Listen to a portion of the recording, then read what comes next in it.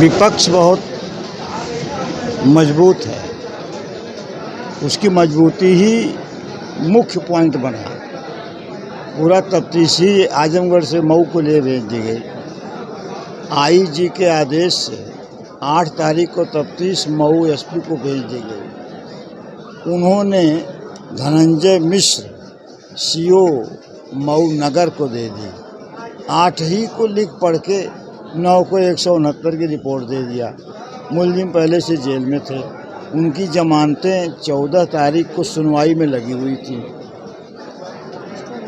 14 को सुनवाई होने के पहले ही 169 की रिपोर्ट लगवा के सीजीएम ने आदेश करके उसको रिहा कर दिया। 302 में एफआईआर हुई, 302, 201 में। यहाँ की पुलिस जांच करते करते 306, 201 में आई, पकड़कर बंद की, रिमांड लेकर जेल भेजी।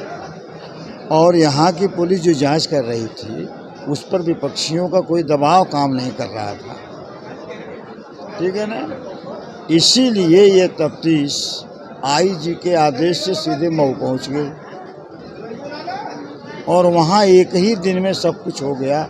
169 तक की रिपोर्ट आ गई और रिहा भी हो गए। 14 को अदालत में बेल पर अगर बहस होती तो सारी बातें जब खुल जाती तो 169 की रिपोर्ट लगाना बड़ा मुश्किल हो जाता लोगों को।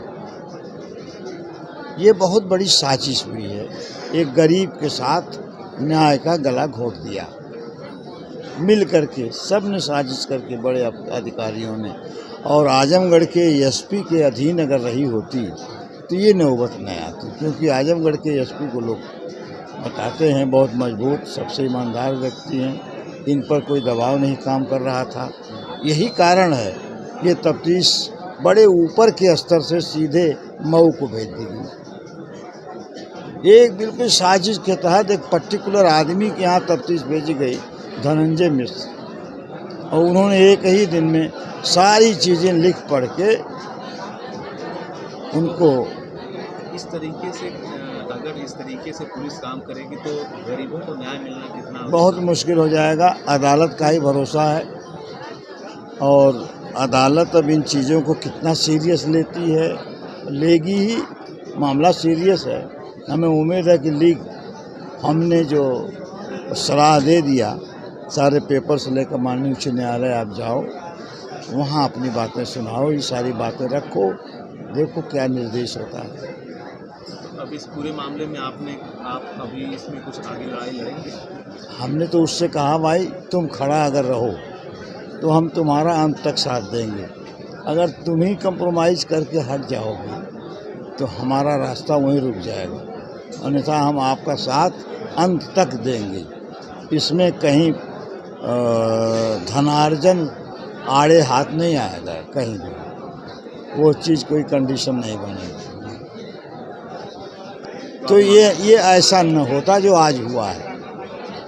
और आजमगढ़ कप्तान के अधीन अगर जांच रही होती तो निश्चित है कि इस तरह गला नहीं घोंटा जा सकता था। तो सुनने में आया है कि जब से ये हुआ है तब से आजमगढ़ के कप्तान साहब को भी कुछ शॉक लगा, ऐसा महसूस हो रहा है। लोगों के बताने के अनुसार उनको भी शॉक लगा। एक ईमानदार आदमी दुखी तो होगा ही।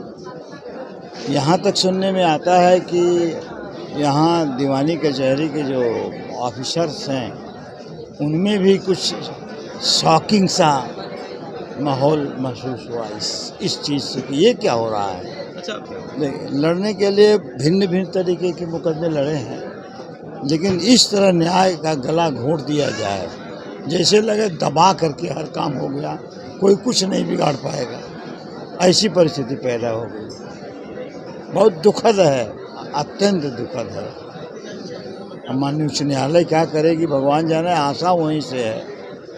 आप देख तो रहे हैं गांधी जी वाले, राहुल गांधी वाले में हाई कोर्ट तक जाने आते, कहाँ कितना दुर्दशा हुई। अंत में एक जगह न्याय मिला, तो यहाँ भी मुझे लगता है न्याय मिलेगा। ये मामला 305 आईपीसी का है, जिसमें आजीवन कारावास और डेथ सेंटेंस का है, क्योंकि बच्ची की उम्र 15 साल 10 महीना है हाई स्कूल के अनुसार।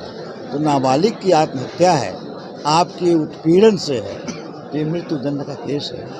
फिर भी इसमें इतना बड़ा अन्याय कर दिया लोगों ने, धनवानों ने।